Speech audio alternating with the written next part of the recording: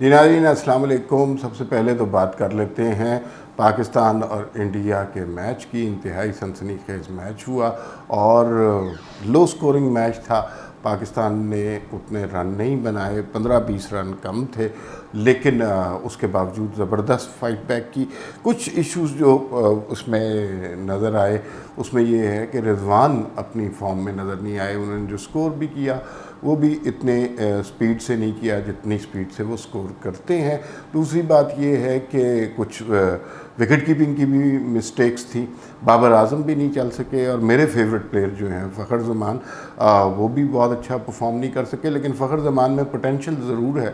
وہ آگے آپ دیکھیے گا اس سے بہتر پرفارم کریں گے۔ اور جو ہے انڈیا نے اچھا پرفارم کیا، اور جو پاکستانی بالرز جو ہیں نصیب شاہ اور حارث رؤوف، وہ فٹنس کے زیادہ پرابلم رہے، انہیں کریمپس پڑتے رہے، اور یہ ان کے فٹنس کی طرف توجہ کرنی چاہیے۔ 5 وکٹوں سے انڈیا میچ جیت گیا۔ جتنا کم سکور تھا اتنی سہولت سے نہیں جیتا، کافی مشکلات کا سامنا پڑا۔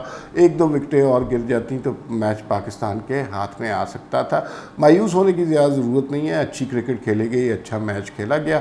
اور جب اچھا میچ کھیلا جاتا ہے اور ٹورنامنٹ کے آغاز میں ایک بات ہمیشہ یاد رکھیے کہ جب کسی بھی ٹورنامنٹ میں پول میچ میں پاکستانی ٹیم انڈیا سے ہارتی ہے تو عموماً ایسا ہوا ہے، ماضی میں آپ دیکھیں تو وہ ٹرافی پھر پاکستان کے گھر ہی آتی ہے۔ یہ تو میچ کی کچھ تفصیلات تھی، اور بہرحال اچھی کرکٹ ہوئی۔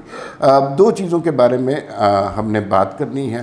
ایک بات بڑی خاموشی سے چپکے سے ہو گئی ملک میں، اور بڑے لوگوں نے شور مچا رکھا تھا۔ نواز شریف پاکستان کی سکرین پر نہیں آ سکتے، پاکستان ٹیلی ویژن چینلوں پر پابندی ہے، ہائی کورٹ کا کوئی فیصلہ ہے، پیمرا ڈیلیور نہیں کر رہا۔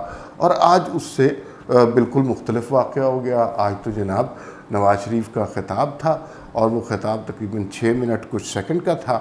وہ ایک نہیں، سارے کے سارے چینلز نے لائیو دکھایا۔ نواز شریف نے کسی قسم کی کوئی اختلافی بات نہیں کی۔ انہوں نے کہا کہ بھئی سب کو متحد ہو کر کام کرنا چاہیے اور فنڈ ریزنگ کرنی چاہیے، سیلاب زدگان کے لیے مدد کرنی چاہیے، اور اگر آپ باپ نہیں کریں گے تو کب کریں گے۔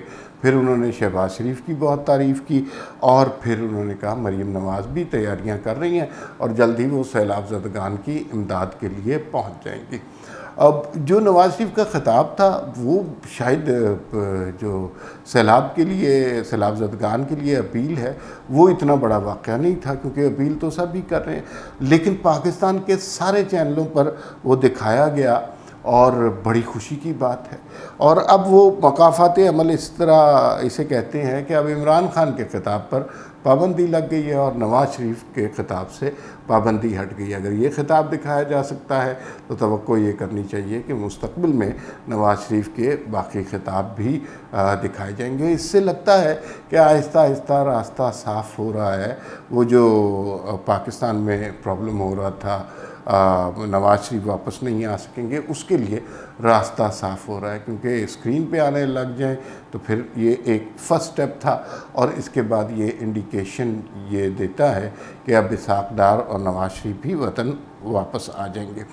اور مجھے اس بات کی خوشی ہے، نواز شریف چاہتے تو کوئی سیاسی اختلاف کی بات کر سکتے تھے۔ عمران خان نے جو انتشار اس معاشرے میں پھیلایا ہے، جس طرح لوگوں کو فنڈ ریزنگ کے لیے منع کیا ہے، ایکسپیٹریٹ پاکستانیوں کو منع کیا ہے کہ وہ پیسے نہ جمع کرائیں، جس طرح نواز شریف عمران خان نے سیلاب زدگان کی رتی بھر پرواہ نہیں کی اور صرف فوٹو آپس کی ہیں، اس کے مقابلے میں نواز شریف کا خطاب ایک قومی لیڈر کا خطاب تھا، جس میں انہوں نے بہت واضح طور پر یہ بات کی کہ اس ابتلا کے عالم میں ہم سب کو اکٹھے ہو جانا چاہیے اور کوئی سیاسی اختلاف نہیں کرنا چاہیے۔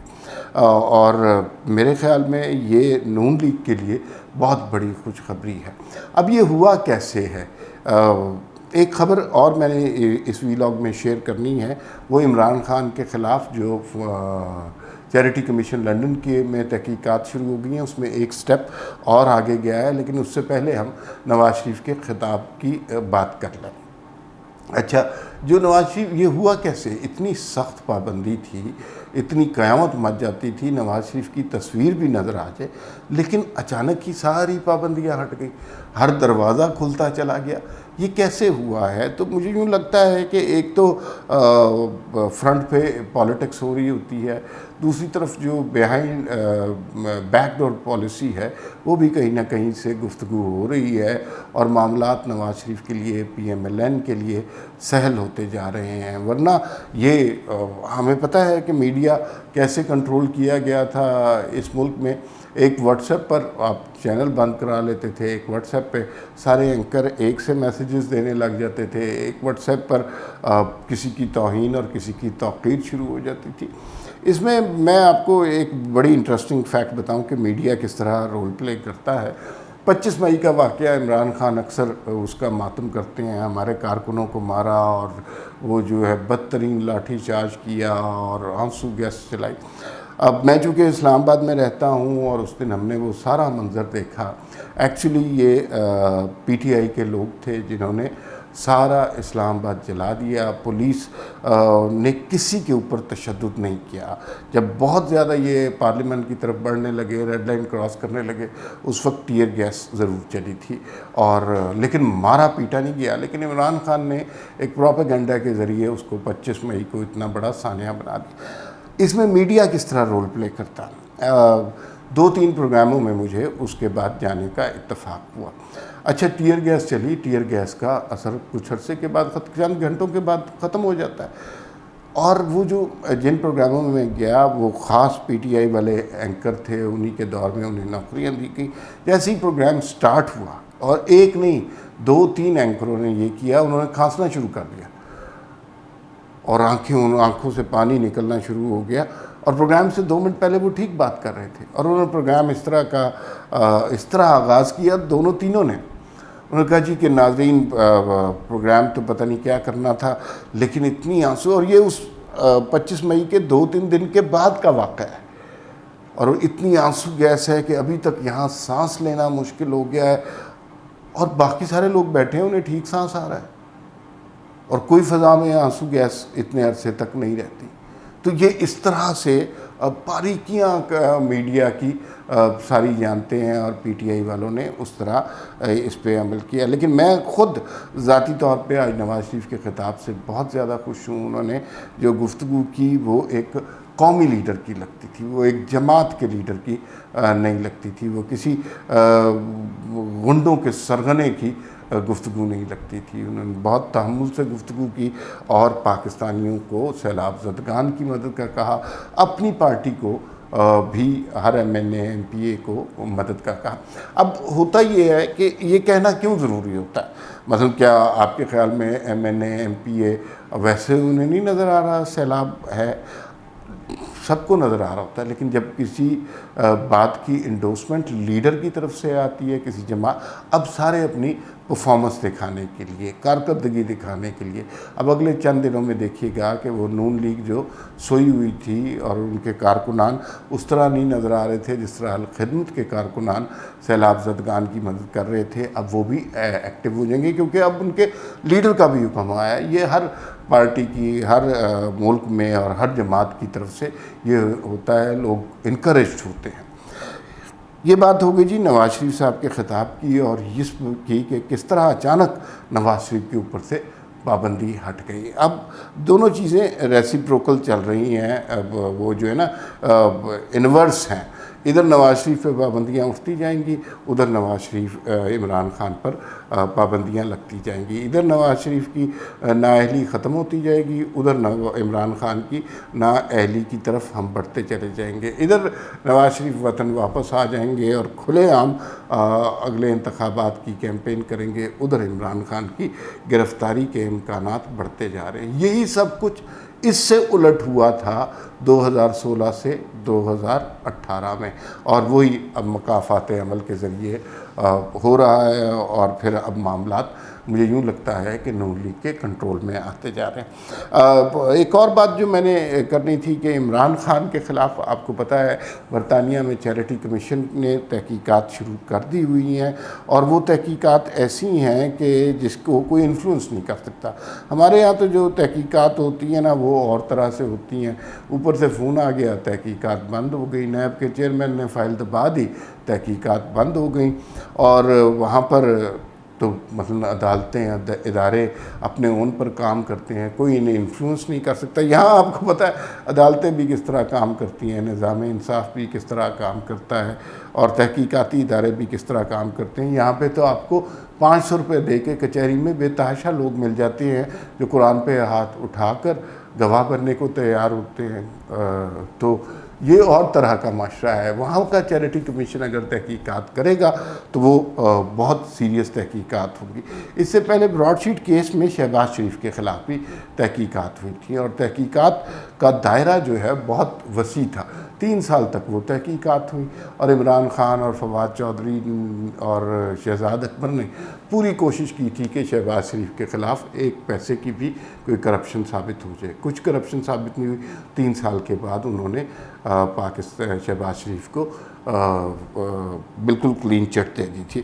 اب جو مدعا ہے جو برطانیہ میں پیش ہوا ہے اور چیریٹی کمیشن نے اس کے اوپر نگاہ کی ہے، وہ یہ ہے کہ برطانیہ میں پاکستانیوں سے پیسے وصول کیے گئے کینسر ہاسپٹل کے لیے، چیریٹی کے لیے، اور وہ پیسہ پاکستان آ کے سیاسی مقاصد کے لیے اور اپنی تجوریاں بھرنے کے لیے استعمال کیا گیا۔ اس میں کچھ یہ جو اب درخواست چیریٹی کمیشن کو جو مزید درخواست دی گئی ہے، یہ برطانیہ میں مسلم لیگ کے صدر ہیں چودھری انصر محمود۔ انہوں نے کہا ہے کہ بھئی برطانیہ کے شہری اس بات پر بہت پریشان ہیں کہ جنہوں نے عمران خان کو چندہ دیا انہوں نے تو کینسر کے مریضوں کے علاج کے لیے دیا، تو یہ پیسہ اگر کہیں اور لگا ہے تو ہمیں بہت زیادہ تشویش ہے اور تذبذب ہے۔ پھر اس میں انہوں نے وہ بھی ذکر کیا ووٹ اینڈ کرکٹ لمیٹڈ اور عمران خان کی سیاسی جماعت پی ٹی آئی کے درمیان تعلق کی واضح نشاندہی۔ آکسفورڈ شائر میں عارف نقوی نے وہ جو برطانیہ امریکہ میں مطلوب ہیں، برطانیہ میں بھی سزا چل رہی ہے، اور پھر عرب ممالک میں بھی ان کے خلاف کچھ نہ کچھ کارروائی ہو رہی ہے۔ انہوں نے احتیاط کے لیے ایک رقم تقریبات منعقد کرائی، میچز منعقد کروائے، اور اس میں 2000 سے 2500 پاؤنڈ میں ٹکٹ فروخت کیے گئے۔ یہ بہت بڑی رقم ہے، لوگوں کی وہاں پہ 2500 پاؤنڈ تنخواہ ہوتی ہے مہینے کی۔ اور ووٹن کرکٹ کلب کے اسٹیٹمنٹ کے مطابق جمع ہونے والی رقم میں سے 2013 میں 3 قسطوں میں پی ٹی آئی کو 2.2 بلین پاؤنڈ بھجوائے گئے، جن میں سے 13 لاکھ پاؤنڈ کی بھاری رقم ابراج گروپ سے پی ٹی آئی کو بھجوائی گئی، جو عارف نقوی کی پرائیویٹ کمپنی ہے۔ درخواست کے مطابق یہ رقم عمران خان کی پی ٹی آئی کو سیاسی مقاصد کے لیے بھجوائی گئی تھی۔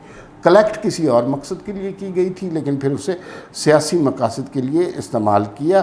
اور پھر جو اب صورتحال ہو رہی ہے کہ اب چیریٹی کمیشن جو ہے وہ اس بات کو مزید سیریسلی لے گا، اور اس میں مجھے یوں لگتا ہے کہ وہ جو عمران خان صاحب کے پھنسنے کے امکانات ہیں وہ زیادہ شدید ہوتے جا رہے ہیں۔ یہ وہاں پر بہت شدید تحقیقات ہوں گی، اور عمران خان کو اندازہ ہے کہ وہاں پر تحقیقات کو کسی کا باپ بھی انفلوئنس نہیں کر سکتا۔ یہاں والا حساب نہیں ہے، کبھی اسٹیبلشمنٹ کو دھمکی دی، کبھی عدالتوں کو دھمکایا، اور کبھی چیئرمین نیب کی گندی ویڈیو ریلیز کر دی اور اس کی بنیاد پر اپنے فیصلے کرائے۔ تو یہ آگے خطرناک چیزیں عمران خان کی منتظر ہیں، اور عمران خان صرف پاکستان میں ہی لگتا ہے مطلوب نہیں ہوں گے، دنیا کے کئی ممالک میں، کیونکہ یہ جو عارف نقوی اور ابراج گروپ والا چکر ہے اس کے تو تانے بانے کئی ممالک میں پھیلے ہوئے ہیں، اور کئی ممالک میں یہ فراڈ میں مطلوب ہیں۔